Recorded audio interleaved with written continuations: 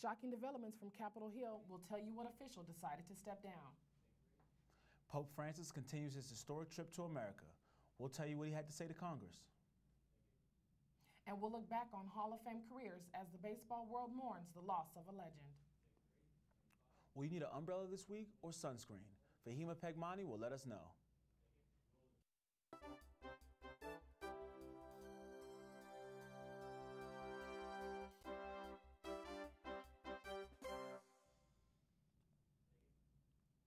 Hello, and welcome to this week's edition of Newscene. I'm Imani Robinson. And I'm Brian Jeffries. Thanks for joining us. It's been a historic week for the followers of Pope Francis. The leader of the Catholic Church arrived in the nation's capital, greeted by Vice President Joe Biden. Crowds filled the streets of D.C. as Pope Francis was honored with a parade to celebrate his arrival. Yesterday, the Pope addressed Congress and lawmakers, urging them to help undocumented immigrants and the poor. John Boehner, the Speaker of the House, fought back tears along with others in attendance. Before leaving the Capitol, the Pope asked the 50,000 gathered to pray for the children, families, and himself. Pope Francis blessed the lunch served at St. Patrick's Church for the Catholic charity clients and the poor. Today, the Pontiff spoke before the United Nations and led Mass in the Madison Square Garden. His U.S. visit continues tomorrow in Philadelphia, where he will lead another Mass before thousands. By the way, Congresswoman Susan Davis awarded 25 San Diegans 2 tickets each to see the Pope in Washington, D.C. Former Newscene students got up close and personal to the Pope in the nation's capital this week. Aida Sawyer won the tickets to see the Pope. She, along with hundreds of other people, waited in line for hours to catch the Pope's motorcade go by. She even got her nails done before she left and designed them in honor of the Pontiff. Aida calls the trip a once-in-a-lifetime honor. Pope Francis canonizes the first saint on U.S. soil. Junipero Serra constructed 9 of 21 Catholic missions in the 1700s. The first one was here in San Diego, but Serra is a controversial figure, one that critics say is more sinner than saint. Newscene's Ruth Eggett has more. Pope Francis canonized Father Junipero Serra in Washington Wednesday for bringing tens of thousands into the Catholic fold. He praised the newly called saint as a pioneer. He was the embodiment of a church which goes forth, a church which sets out to bring everywhere the reconciling tenderness of God. But many Native Americans feel Serra's canonization doesn't reconcile history, nor the pain the priests from Majorca, Spain, caused their people. They say Serra killed thousands of Native Americans, forcing those living in the California missions to abandon their language and culture. This week, protests throughout California and angry posts on Twitter called for the Pope to reconsider the canonization and acknowledge the wrong Serra caused California Native Americans centuries ago. And while the Pope praised Serra for helping Native Americans, he also acknowledged some of the mistreatment they faced some 250 years ago. Junipero sought to defend the dignity of the Native community, to protect it from those who had mistreated and abused it. Mistreatment and wrongs which today still trouble us. In San Diego, Ruth Eggett, Newscene. So you're going to read that? Priests accused of sexually abusing children are relocating to South America to avoid punishment and to continue their duties. According to the Global Post News, Catholic churches allow priests accused of sexual abuse to relocate to poor areas to avoid law enforcement and to protect their reputation. Last year, the Pope sent a letter to bishops all over the world ordering a zero-tolerance policy on child abuse. This year, he has created a commission to specifically protect children from sex abuse in churches. Muslims around the world are mourning the deaths of thousands of people in Saudi Arabia during one of the holiest days on the Islamic calendar. Yesterday, 700 people were confirmed dead after being trampled to death as Muslims gathered in Mina to throw stones at a wall known as the Devil's Wall. The stoning of part of a tradition during the high holy days here in San Diego.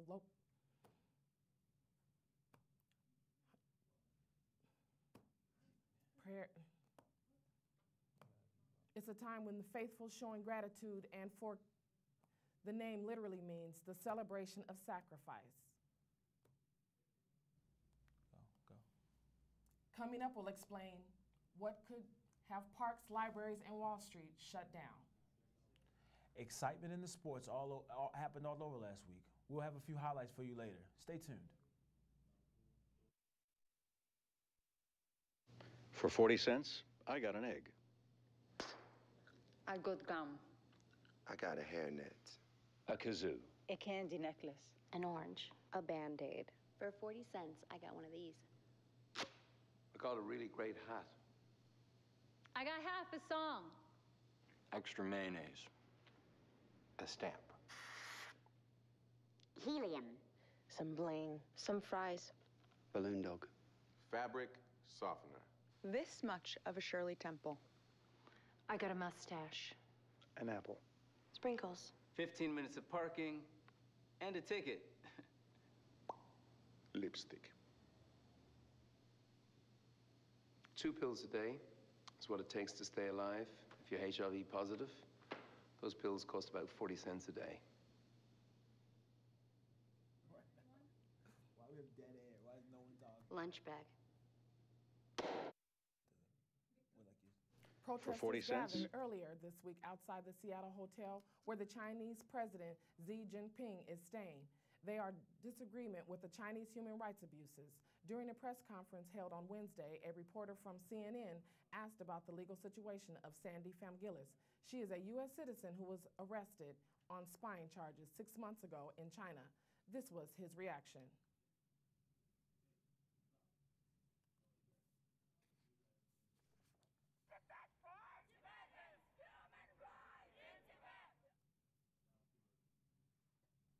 Sandy's daughter says it's a start, and she's grateful someone brought her mother's situation to his attention. Xi Jinping's will be in the U.S. for a week. The last night joined dinner with Obama.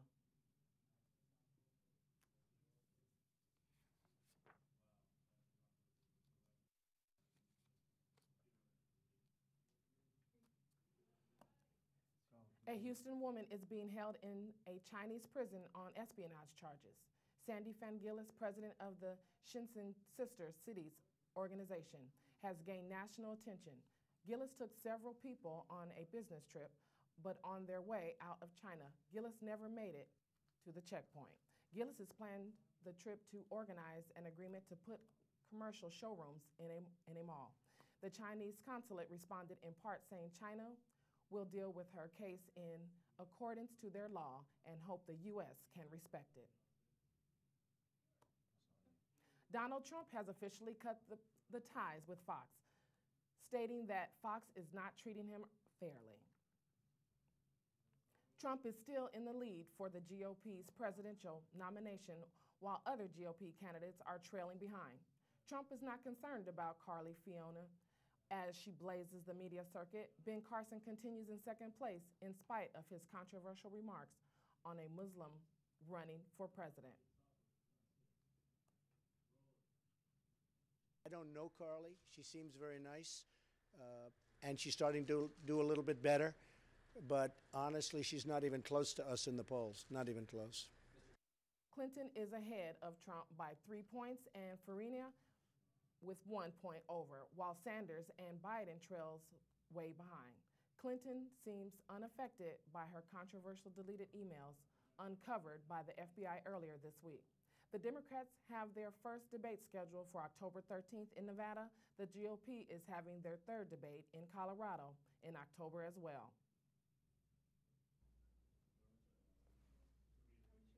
We will keep up to date with 2016 presidential election in the weeks ahead. A government shutdown will begin next Thursday if Congress is unable to pass a spending bill to keep things running. Yesterday, GOP leader Mitch McConnell introduced a continuing resolution, but with a controversial provision to defund Planned Parenthood. The resolution was easily voted down by Democrats, but also by some Republicans who had criticism of the bill. It's now expected that McConnell will strip out the Planned Parenthood language and present a clean funding bill that is the ultimate end game for a Senate now preparing to work into the weekend if any conservatives protest McConnell's strategy.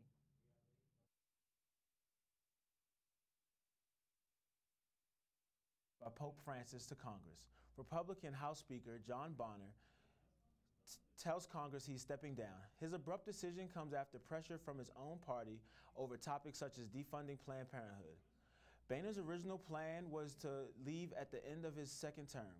When House Majority Leader Eric Cantor lost his seat during a primary election last year, Boehner decided to stay for the sake of the continuity. Boehner will be leaving at the end of October. The Los Angeles City Council declared a state of emergency on homelessness. Mayor Eric Garcetti unveiled his plan to moving people off the streets and called for $100 million to help address the growing crisis. According to information released by Los Angeles Homeless Services Authority, since Garcia took offices 2 years ago, homelessness has increased 12%.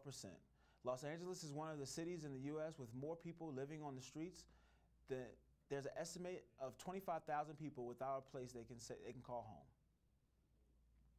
A political battle is heating up, and it isn't in Washington. It's in San Diego.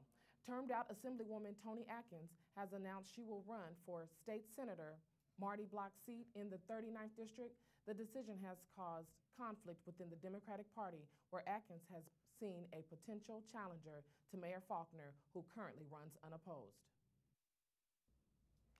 San Diego city leaders, members of the community, and victims' families gathered in North Park this morning to remember 37 years ago, the residents of North Park were devastated after a PSA Flight 182 crashed into their neighborhood, leaving 144 people dead.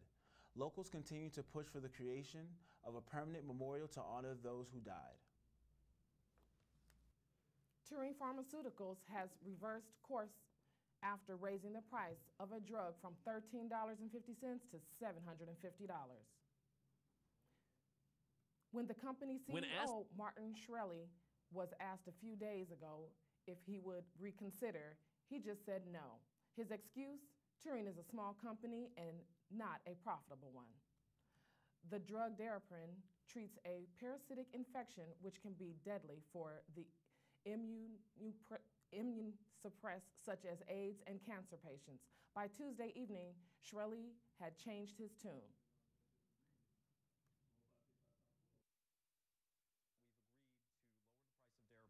To a point that is more affordable and is able to allow the company to make a profit, but a very small profit, and we think these changes will be welcome.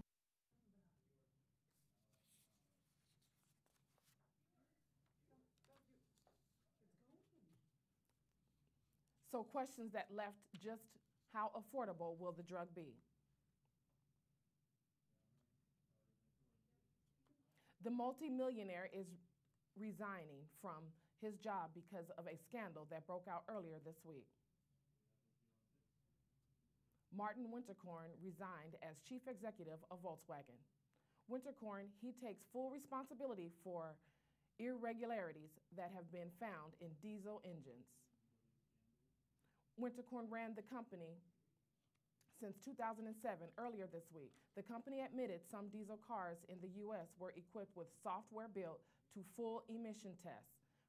No further direction has been stated through Volkswagen, but Newscene will be keeping you with further information. Volkswagen CEO Martin Winterkorn is a VW veteran and a highly regarded engineer, an infamous stickler for detail. And now Brian with the news. Thanks, Imani. Heading into the wild world of sports, I'm going to start with the NFL. The big question everybody's asking is what's going on? Prior to the kickoff of 2015 season, if you told me that the Colts, the Seahawks, the Chiefs, and the Ravens would be winless by week 3, I would have laughed in your face. But that's the situation. 4 teams, many who's had the season started saying they're going to make the playoffs, might miss the mark completely. Teams such as the Seahawks and the Ravens, who have either competed or won the last 3 Super Bowls, will look to bounce back this week. The Ravens will take on Cincinnati Bengals in their 2015 home opener. The Bengals are leading the ever-competitive AFC North with a 2-0 record. They achieved this by blowing out the Oakland Raiders in Week 1 and then holding serve against our San Diego Chargers. This divisional matchup between the Bengals and the Ravens are sure to be a clash of the most talented rosters in the league. Can the Ravens avoid a devastating 0-3 start for the first time in franchise history? We'll find out on Sunday. Rolling right along, from our Sunday fix to our Saturday fix, we have college football. I have one name for you to remember: Leonard Fournette.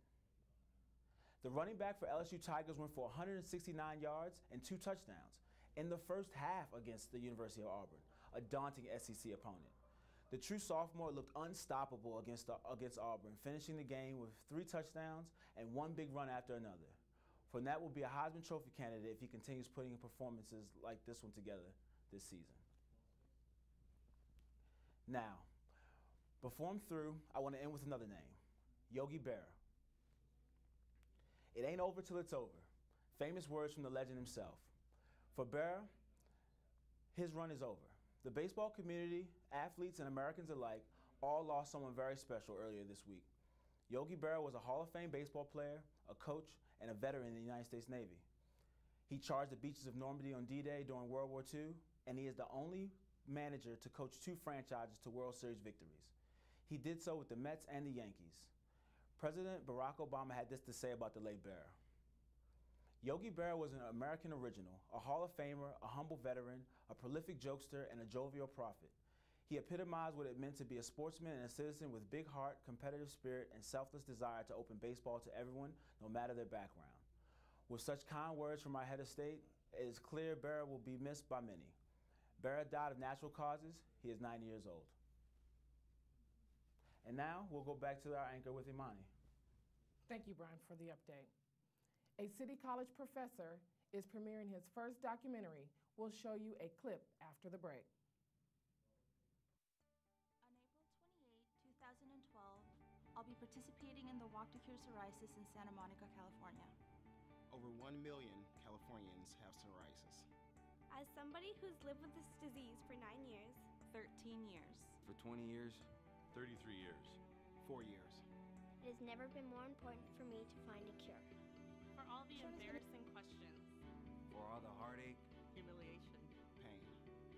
For all this loneliness the disease has caused me, it's never been a better time to find a cure. Your participation in this walk gives us hope, optimism, a future, confidence.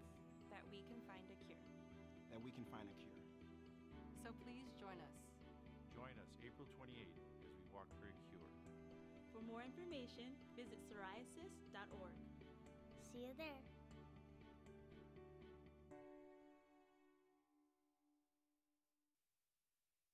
Here, it was a standing room.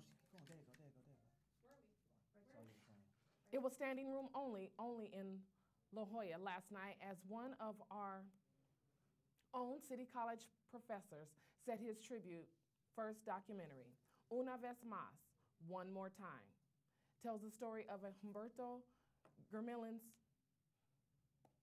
A surfing accident in Tijuana left in him a wheelchair, and now after 20 years, he is facing his fears.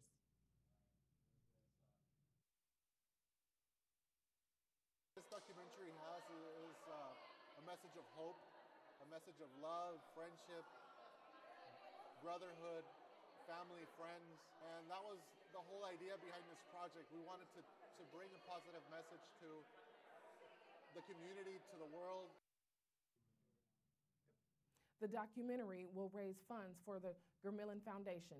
It is aimed at making positive changes in infrastructure for people with disabilities. The film will be making the circuit in local film festivals and universities. Aside from teaching classes, Germilin's work at the Telemundo as a sports anchor. San Diego City students are gathering together next Monday and Tuesday to celebrate Club Rush and Student Health Awareness Day. The event takes place in the AH Quad from 10 in the morning to 2 in the afternoon. There are plenty of clubs to join, and becoming involved has multiple benefits, such as meeting new people and getting an earlier enrollment date. And now we have Gabby with our entertainment. Thank you so much. Thank you very much. Many things are going on both sides of the border this weekend. From today to October 4th starts in Tijuanarte, a cultural event held in Tijuana with the participation of over 400 local, national, and international artists. Eli Guerra, a famous singer, is going to be one of the favorites and will perform on October 3rd. Theater, art projects, educational programs, and music events are part of this 11th annual event. But if you're not in a mood to go to cross the border, then you should go to the Carlsbad Art Splash. This free two-day community celebration of the arts will run from 10 to 6 and it's going to be on Saturday and Sunday. The family-friendly North County gathering will showcase Chalk Art Street, paintings, art vendors, and live performers, all near the famous Carlsbad flower fields, overlooking the Pacific Ocean. That sounds very exciting. And Sábado Gigante, a Saturday night tradition in millions of Hispanic homes around the globe for more than 53 years, ended this last weekend. Sábado Gigante Hasta Siempre, hosted by Don Francisco, averaged 3.4 million viewers overall for its 3 hours live finale on Saturday night. The show premiered in Chile in 1962 and began airing in the US in 1986 in Miami. Sábado has been mainstay ever since. And not good news, Chris Brown banned. US rapper Chris Brown may be refused entry to Australia because of his domestic violence record. The pop star is due to arrive for a series of concerts in December, but activists are campaigning to prevent this over his 2009 assault on pop star Rihanna. Minister for Women, Michaela Cash, revealed she had revoked the visa for the very same reason before, and they can do it again. This come on the same day she announced a $100 million package to improve services from victims of domestic violence. And after all the controversy caused by you're fired to the statements regarding immigrants, Mr. Trump was officially fired from the Celebrity Apprentice. NBC's entertainment chairman, Bob Greenblatt, announced their show will return in the future with a new host. One of the top names being mentioned for the job is California's former governor, Arnold Schwarzenegger, and it looks like he's ready. So let's get ready to go to the movies. Columbia Pictures released the much-anticipated Angry Birds movie on trailer for last Wednesday. The addictive game Gone Hollywood features a star-studded cast led by Saturday Night Live actor Jason Sudeikis as Red. Will the film finally explain the beef between birds and the pigs? You'll have to wait till next summer to find out. Thank you so much, and that's all that we have for today. Thanks a lot. Thanks a lot, Gabby. And coming up, we'll have our national, local, and 5-day forecast with the weather. Stay tuned. For 40 cents, I got an egg. I got gum. I got a hairnet. A kazoo. A candy necklace. An orange. A Band-Aid. For 40 cents, I got one of these. I got a really great hat. I got half a song. Extra mayonnaise. A stamp. Helium. Some bling. Some fries. Balloon dog. Fabric softener. This much of a Shirley Temple. I got a mustache. An apple. Sprinkles. 15 minutes of parking and a ticket. Lipstick. 2 pills a day is what it takes to stay alive. If you're HIV positive, those pills cost about 40 cents a day.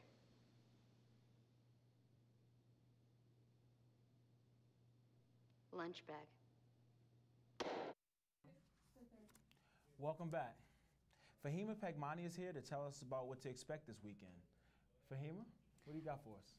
There will be definitely more sun for the upcoming week. Saturday and Sunday is most likely going to get pretty warm because today, if you notice that it was pretty warm out, it was 83 to 85 degrees coastline, and then 96 inland, and 88 in the mountains. I would have to say the desert was the hottest, but again, it's called the desert for a reason. 108, and let's go to see if we're going to have any more warmer weather around the U.S. Because I'm pretty sure that if San Diego had a warmer temperatures, then there has to be warmer degrees elsewhere. But before we look at that map, let's go to the 7-day forecast. Friday will be 83. Saturday, Sunday, and Monday will follow with the same amount of degrees. And Wednesday, luckily, and Thursday, it should start to get a lot cooler. So compared to the 80 degrees area. So I would say that, you know what, if the weather is great and it's going to be warm, you can definitely make sure to get kind of fun with the weather. But I have a tip for you. Saturday, there's going to be a lunar eclipse, and I suggest that you should be on the lookout for that. Imani, are you excited about the eclipse? Absolutely, I love eclipse.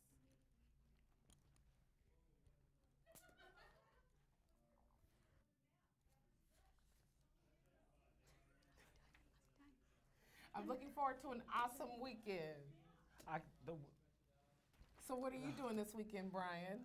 I don't have any plans. I plan on just getting out there and what's going on? So are you going to take a look at the eclipse? I'm definitely going to check out there because I appreciate her letting us know about that. I didn't know about the lunar eclipse. And what time, Fahima, are we going to capture that? It's undecided at the moment. It can happen anytime, but most likely check it out during sunset. Well, I'm very glad that we have the perfect weather, so it will be really fun. And do you have a telescope by chance? I don't have a telescope, but you can definitely see the lunar eclipse without a telescope. I think it'll be a perfect time. I may take my kids out to the tide pools. I think we're going to really have a great time this weekend. Nice. So this is our Friday edition. Ah, look what I have. At the San Diego Zoo or somewhere, a British zoo welcomes a rare new addition to the fold. The fourth ever greater one-horned rhino was born in captivity worldwide over the last 12 months. The greater one-horned rhino is threatened in the wild due to poachers and a dwindling habitat. There are believed to be less than 3,000 remaining in the wild. And that's about all the time we have this episode of Newscene. I'm Brian Jeffries. I'm Imani Robinson. Have a great weekend.